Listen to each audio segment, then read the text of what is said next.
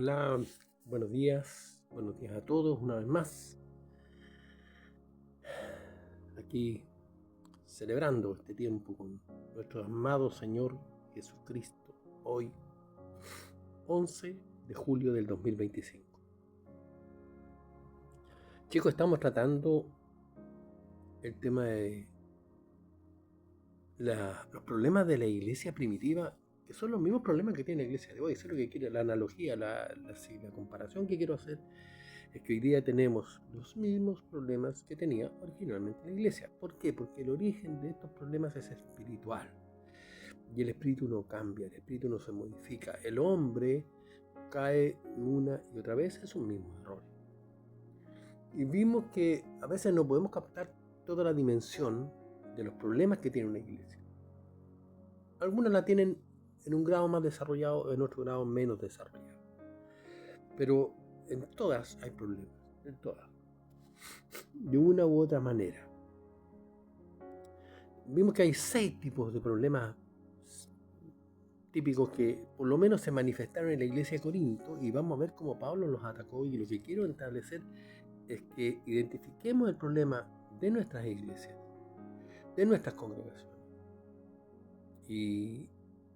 y veamos de dónde nace muchas de las cosas que hoy día estamos viviendo, para que podamos ponerle un fin, un desarrollo lógico, un cambio, una mejora. Vimos que en la iglesia de Corinto, disculpa que estoy medio resfriado parece, la iglesia de Corinto tenía muchas divisiones entre los hermanos. Entre el capítulo 1 y 2 vemos que que los hermanos tenían preferencias por algunos líderes. Algunos eran de Apolo, otros eran de Pedro, otros eran de Pablo. Y en realidad es como que... Y eso pasa típicamente con las iglesias que se banalizan o se... ¿Cómo diría la palabra? Se ufanan de lo que reciben de parte de Dios. Dios da premios, da dones, da cosas, y los hombres nos tendemos a decir, no, Dios está conmigo. Porque yo tengo dones de sanidad, dones de sabiduría, de lo que sea, de ciencia. Y los hermanos empezaron a hacer como grupitos. Eso es absolutamente carnal. Es diabólico. Es Satanás metiendo división dentro de la iglesia. El hombre aterrizado en su propia mente, buscando la santidad equivocadamente, la espiritualidad en forma equivocada. Vimos también que habían actos de inmoralidad. Los hombres fornicaban normalmente con las prostitutas religiosas. Incluso dentro de la iglesia había un caso de fornicación en donde un hijo convivía y funcionaba como matrimonio dentro de la iglesia, siendo él el hijo, siendo él con su madrastra. El hijo era la esposa del padre. ¿Ya? Dice que eso ni siquiera se veía en los casos de fuera, los casos que son los gentiles, los civiles. Aquí la iglesia lo toleraba. Ahí ustedes van viendo que cómo se va perdiendo el norte. Llegaron a tal punto las divisiones y las peleas entre muchos de estos hermanos que acudieron a los tribunales, a litigios civiles para dirimir sus diferencias. ¿Cuándo la Biblia hace eso? Todo lo contrario, cuando dice claramente que tú debes perdonar a tu hermano 70 veces 7, cuando dice que tú no tengas litigio con tu hermano, que antes ponete de acuerdo con tu hermano antes de tomar Santa Cena. Acá ya se había perdido el norte completamente. Y hoy día también tenemos litigios entre civiles. También habían abusos en la cena del Señor. Hacían cenas pantagruélicas y quien llegaba con más comida, y no se preocupaban de los que no tenían o los que iban con menos. Las cenas eran como, se estaban transformando en las mismas cenas de que hacían en las celebraciones pantagruélicas romanas, o los griegos, a sus dioses mitológicos. Lo único que reemplazaban era el nombre de Cristo. ¿Ya?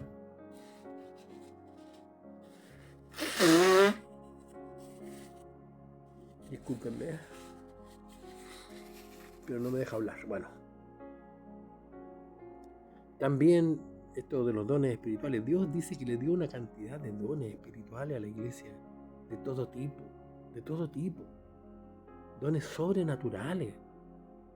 Sin embargo, ellos se apropiaban de los dones, no eran los instrumentos, para ellos ya no eran instrumentos. Dios conmigo me dio este don porque yo de alguna manera lo merezco, o mi santidad, no sé, algún pensamiento de vanidad y orgullo, de fatuidad, lo llevó a pensar eso a los hermanos. Y finalmente empezó a correr la herejía maravillosa, típica: no, si Cristo no resucitó. Los judaizantes metían este tipo de enseñanza en la iglesia como gangrena, como mal, ¿ya? Y eso distorsionaba la doctrina cristiana, bíblica, sana, limpia, que es lo que nosotros tenemos que buscar.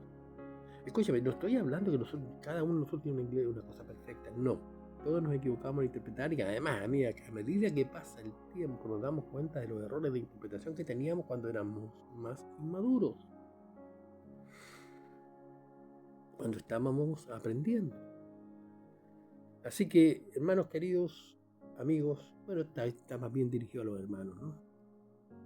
Nosotros estamos tratando de identificar y estamos en la división entre hermanos, porque esta división tiene muchas aristas. Y estamos viendo cómo Pablo corregía estas divisiones. Ya terminamos el episodio anterior con el versículo dice, el versículo 25, porque lo insensato de Dios es más sabio que los hombres y lo débil de Dios es más fuerte que los hombres. Esto está hecho para que nosotros tengamos que pensar lo siguiente. Hay una diferencia entre tratar de hacer bien las cosas para Dios, porque la excelencia para Dios, pero hay un hilo de dependencia con Dios en hacer las cosas, en las obras que nosotros hagamos, en lo que nos esforcemos. Es si cortamos ese hilo, si en algún minuto ese hilo se expira, dada nuestra vanidad, nuestro pensamiento, la tendencia natural del hombre es volarse, irse. El caso más típico son de aquellos pastores que iniciaron sus iglesias de forma natural, buscando a la gente sinceramente, amando a los hermanos, amando la grey de Dios, los hermanos, la hermandad. Y al poco tiempo, cuando ya tuvieron éxito, digamos entre comillas, ya hoy día se dispararon completamente. Entonces hoy día su doctrina se basa en el éxito, en lo bueno que está, que Dios les ha dado todo, que ellos son dueños de lo que Dios les ha dado porque se lo merecen, porque de alguna u otra manera se lo merecen. Puede ser que no te lo digan abiertamente, pero ellos piensan así. En todo orden de cosas, el hombre hace lo mismo. Es por eso que vemos grandes hombres de Dios caerse. Y estos son mal testimonio para el mundo, porque el mundo dice, bueno, para ser como ese pastor ladrón, prefiero no seguirlo. Entonces, ¿qué es lo que te quiero decir con esto? Tampoco estamos dados a la crítica, porque conocemos la debilidad del hombre en su orgullo, en su vanidad, que corta este hilo de dependencia con Dios, y cuando lo corta, la sana doctrina se pierde inmediatamente y empieza a depender de él, no de Dios. Por eso es que Pablo dice, volvamos a Cristo. Yo repito 11, 12 veces, 1000 veces, Cristo es la unidad, Cristo es la solución, Cristo es el don superior. Mientras tú estés en una relación ligado a Cristo, en una relación personal, buscándole, orando, leyendo la Biblia, estudiándola diariamente, mientras tú tanto estés siguiendo a Cristo, porque Cristo es un camino, no es un estatuto fijo. Los estatutos son normas, reglas, pero tú vas todos los días en una relación con Dios, en donde Él, el Espíritu Santo, te está guiando, te está dando pensamientos, ideas que tú antes no tenías, y tú te sujetas a Él, le pides que Él cuide de tu vida todos los días, que Él proteja, que Él prospere, que Él llene, que no seas tú. Si tú pones a Cristo delante de todo, toda esta palabra, toda la palabra, todo el Antiguo Testamento, los 10 mandamientos, todo lo que hay. Si pones primero el amor a Cristo, si pones primero tu relación con Él, obviamente, no es ese amor irracional, yo amo a Cristo y dejo todo lo... No, amo a Cristo y me sujeto a su palabra. La mejor demostración que podemos tener es del amor de Cristo, que amamos a Cristo verdaderamente, que estamos apegados a su sabiduría, es que no nos desviamos, no hacemos cosas que no están en su palabra, ¿ya? Así que lo insensato de Dios es más grande que cualquier cosa del hombre. Y eso lo podemos ver en el Éxodo, donde el emperador, con todo su poder, con toda su tecnología, con todo lo que tenía este, porque era lo más avanzado que había en la tierra, no pudo hacer nada con Dios. Nada. Dios no mandó ni espada, ni ejército, y sacó a millones de personas, millones de judíos, los sacó de la tierra donde estaban esclavizados, sin que muriera uno solo.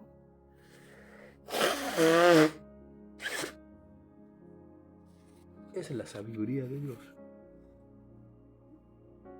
Hay muchos, como dicen, muchos fenómenos, muchos ejemplos, testimonios, perdón, no fenómenos, pero testimonios de la vida donde Dios fue mucho más fuerte que muchos pueblos.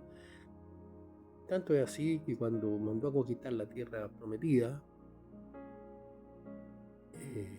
era un pueblo muy pequeño respecto a los pueblos que atacó. 7 pueblos más grandes y más poderosos que los judíos le hicieron frente, y los 7 pueblos desaparecieron o quedaron postergados a una situación mínima, ¿ya?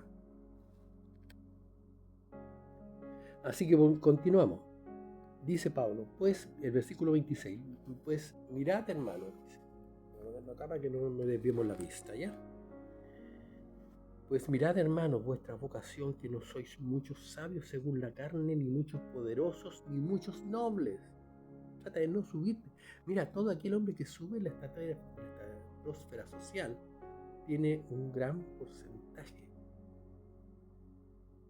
de permeabilización del mundo y de las cosas y de cómo piensa el mundo, del razonamiento del mundo, el envanecimiento, los placeres, el dinero, en fin. Por eso que se corrompen con facilidad. Así que, ni muchos nobles, sino que lo necio del mundo. Yo estoy ahí. La verdad es que si hay algo que yo puedo tener hoy día es lo que Dios sostiene de mí, porque yo he visto pasar mi vida, lo necio que he sido. Lo necio del mundo escogió Dios para avergonzar a los sabios, y lo débil del mundo escogió Dios para avergonzar a los fuertes, y lo vil del mundo y lo menospreciado escogió Dios, y lo que no es para deshacer lo que es, a fin de que nadie se jacte en su presencia. Mas por Él estáis vosotros en Cristo Jesús, el cual nos ha sido hecho por Dios sabiduría, justificación, santificación y obediencia. Mira, aquí te da todo. Chicos, cuando uno descubre este poder de Dios y la debilidad nuestra para depender de un Dios, andamos con temor y temblor todo el día. No asustados, temor y temblor de ofender a Dios. Temor y temblor de actuar fuera de sus planes, de su protección, porque Dios tiene planes para nosotros, planes mucho más altos que los que nosotros tenemos para nosotros mismos. Entonces dice, ¿por qué? Porque Dios funciona así. Dios no escoge el hombre fuerte. Dios avergüenza al mundo, al poder del hombre, a la sabiduría del hombre, con un David matando a un Goliat con una ondita, con una piedrecita. Eso es lo que hace. Tú puedes escoger ser Goliat, que es lo que escoge el mundo. El mundo quiere ser Goliat. Aún en sus mejores predicamentos, en sus mejores intenciones, en sus mejores posturas, el hombre pretende de alguna manera envanecerse, enorgullecerse, aunque sea de buena manera. Me estoy resfriando otra vez por la misma. Bueno, ¿qué le vamos a hacer? Es así. Pero Dios va y dice,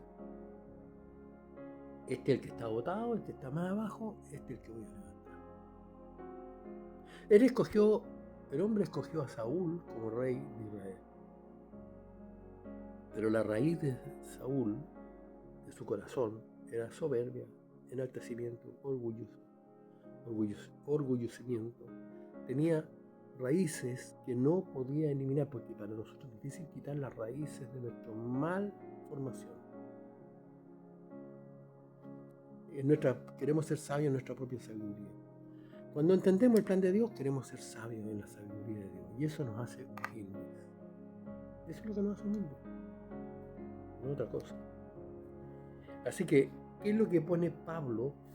Terminando todas las veces que justificó, estamos en Cristo, por Cristo, para Cristo, en el capítulo 1, en los versículos anteriores, termina el capítulo diciendo, más por Él estáis vosotros en Cristo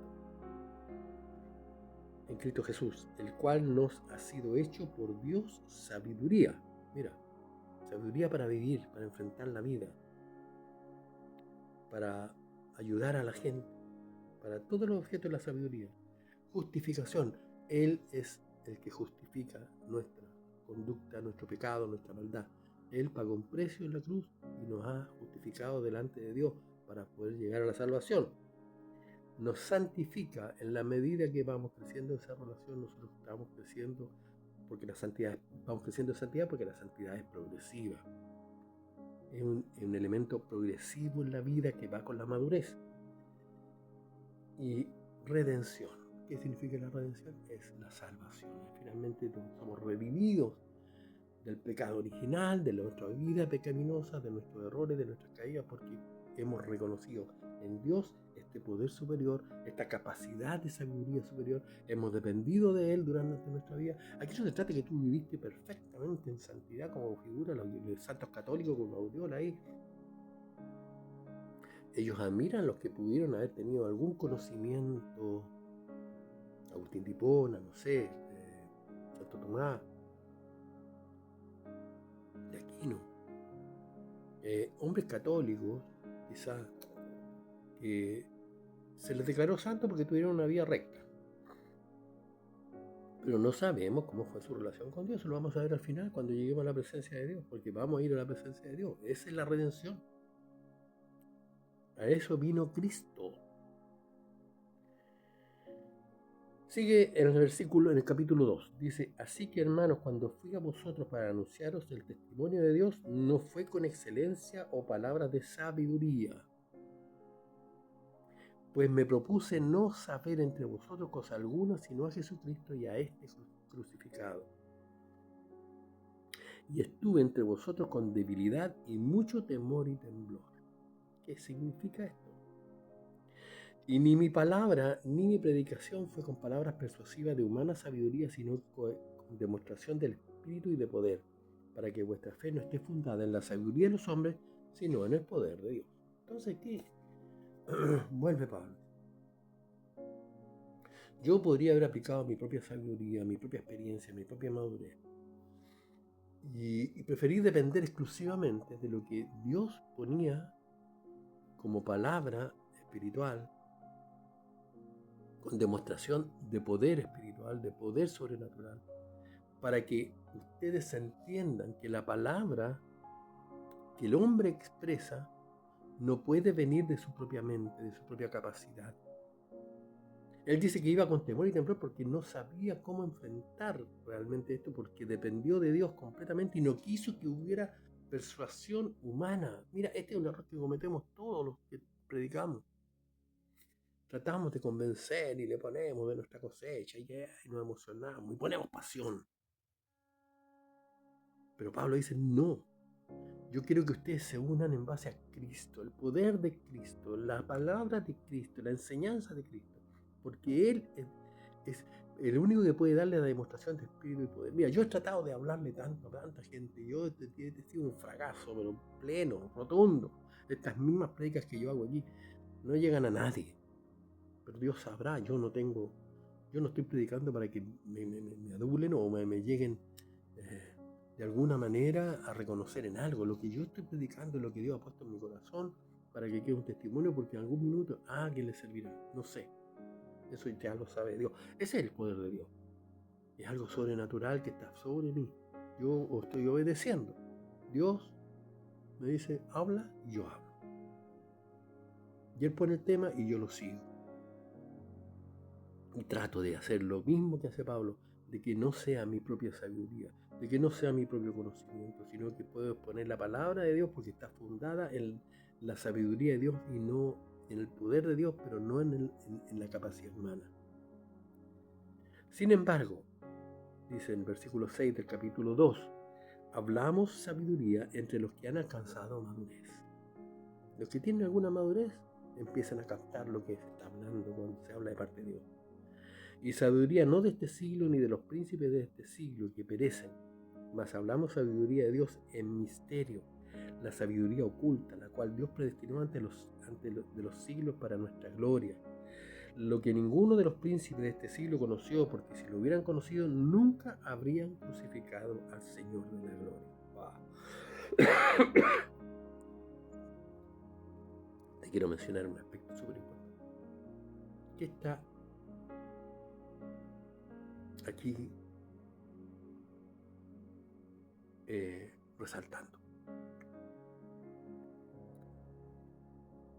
Si los judíos, habiendo conocido toda la ley y sabiéndose de memoria todas las cosas, hubieran tenido el conocimiento de Dios, no de la Biblia, no de la religión, no de la escritura, no de las reglas, no de las normas, no de los procedimientos, si hubieran tenido el conocimiento de Dios, habrían dejado que Dios hablara a sus corazones. Pero Cristo le decía, ¿por qué no sois capaces de escuchar mi palabra? ¿Por qué no podéis escuchar mi voz?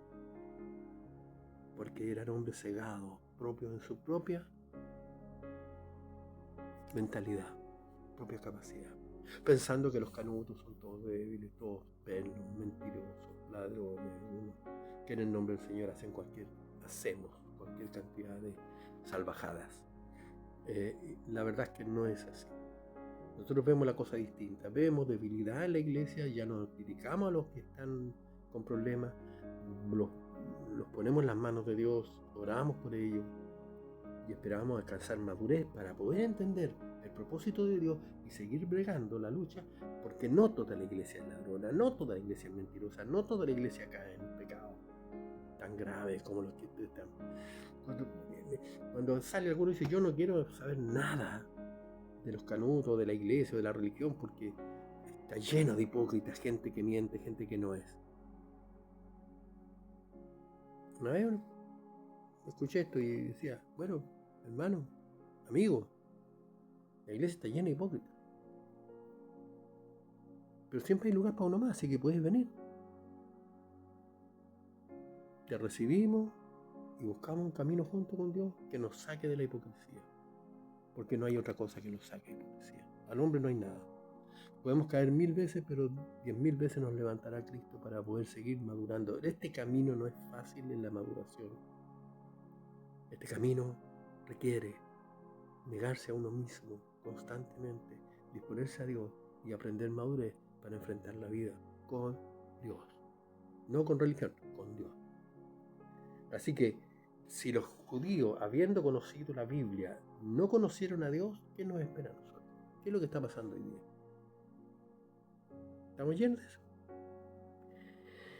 Antes bien, como está escrito, esto está escrito en Isaías 64:4, cosas que ojo no vio, ni oído oyó, ni han subido a corazón de hombre, son las cosas que ha preparado para los que le aman. Entonces, todo lo que nosotros estamos viendo son cosas que el mundo no conoce, no las alcanza a comprender, hace sus juicios de valor de acuerdo a su propia razonabilidad, no a la razonabilidad de Dios. Por lo tanto, para él, todo esto es locura, como decía antes, esto es locura. Pero para nosotros poder de Dios, porque vamos creciendo, madurando y entendiendo que el propósito de Dios se va cumpliendo en nuestras vidas y nuestro objetivo, nuestro plan mayor es llegar lo más que podamos a todos los seres que amamos para que conozcan este Dios maravilloso, profundo, que lo hemos conocido en toda su dimensión, con todos nuestros errores, con todas nuestras caídas. Él nos ha vuelto a levantar cada vez que nos caímos. Él ha venido, nos sacude, levántate, sigue. Porque mi poder se perfecciona en tu debilidad, en tus caídas tú vas aprendiendo. Pero dice cosas que nadie escuchó, que nadie vio. Las revela a los necios, a los débiles. Nos reveló a nosotros por el Espíritu, porque el Espíritu todo lo escudriña, aún lo profundo de Dios. El Espíritu es el que manda, el Espíritu te empieza a dar sabiduría. Porque ¿quién de los hombres sabe las cosas del hombre, sino el Espíritu del hombre que está en él? Así tampoco nadie conoció las cosas de Dios, sino el Espíritu de Dios. Y nosotros no hemos recibido el Espíritu del mundo, sino el Espíritu que proviene de Dios, para que sepamos lo que Dios nos ha concedido. Queridos, mira, esto es muy sencillo. Hablamos de Juan 3, capítulo del nacimiento espiritual, donde se explica claramente, Jesús le explica a un religioso, a Nicodemo, cómo nacer espiritualmente. Necesitas nacer en el Espíritu, porque ahí nace tu espíritu. Tu espíritu está muerto para Dios, ya lo vimos en un episodio anterior. El espíritu del hombre está muerto para Dios, porque Dios es espíritu, no es carne, no es hombre. Y aun cuando Él tiene poder de hablarle a cualquiera, Él habla desde su espíritu a nuestro espíritu. Esa es la comunión. Por eso es que eso es lo que no queremos perder. Así que el Espíritu es el que te enseña, el Espíritu es el que te da la sabiduría, el conocimiento. Pero no es ese conocimiento intelectual, es un conocimiento que va más allá de lo intelectual. Así que, y aquí empieza la contradicción justamente de lo que pasa con el mundo. El hombre natural no percibe las cosas que son del Espíritu de Dios, porque para él son locura y no las puede entender porque se han de discernir espiritualmente. En cambio, el espiritual juzga todas las cosas, porque él no es juzgado de nadie. Porque ¿quién conoció la mente del Señor? ¿Quién le instruirá? Mas nosotros tenemos nuevo fanal, la mente de Cristo. Es una maravilla. La mente de Cristo es gloriosa, es eterna. La mente de Cristo es la que nos dirige, nos guía. Nosotros estamos acudiendo a esa mente todo el tiempo. La hemos adoptado para nosotros, la hemos acariciado, la hemos introducido en nuestro corazón. Hemos permitido que ella dirija todo nuestro ser. No nos atenemos a reglas, a normas físicas. Es Cristo dirigiendo nuestras vidas. Mira, Dios no quiere conocer esto. Yo tengo gente que recibió a Cristo, que vivió una vida con Cristo y hoy día están alejados. Yo les hago un llamado, vuelvan a Cristo. Están viviendo su tiempo, yo digo que están viviendo muchos de los que conozco, muy cercanos míos. Están paseando por Egipto con el faraón. Se acaba el tiempo y el Señor tiene que llamarlos de vuelta. ¿Quién conoció la mente de Cristo? Solo los cristianos. No todos los cristianos, o todos los que se dicen cristianos. Así que en este primer capítulo, ¿cuál es la justificación espiritual, la justificación material, la justificación total de lo que estamos hablando? De las divisiones de la iglesia se terminan cuando nuestra unidad, nuestra cabeza, nuestra dirección, nuestra guía, nuestro amor, nuestro fuego, nuestro ímpetu, nuestra pasión es Jesucristo. Todo lo que dice Jesucristo y cómo lo dice, con las intenciones que lo dice, con las interpretaciones adecuadas. Cristo es el centro de la iglesia. Cristo dirige la iglesia, no Pedro, no Pablo, no el pastor, no el apóstol, porque ya estamos llenos de apóstoles. Yo veo tanta desviación en la fe. Da pena. De verdad, duele el corazón ver tanto hombre desviado de la verdad de Dios. Así que te ruego, recibe a Cristo en tu corazón, haz una oración, pídele que entre y gobierne tu vida. Vas a empezar a tener esta diferencia de actitud de vida que te va a permitir conocer a Dios, vivir en Dios y ser de Cristo, tener la mente de Cristo en tu corazón. ¿Ya? Eso, ya hemos terminado el capítulo 2, vamos a seguir con Corintios porque tiene mucho que decir respecto a los problemas que tiene la iglesia hoy día y que ha tenido siempre. Gracias por escucharme, gracias por atender. Ven a Cristo, ven a Cristo. ¿Ya? Bendiciones, lindo día.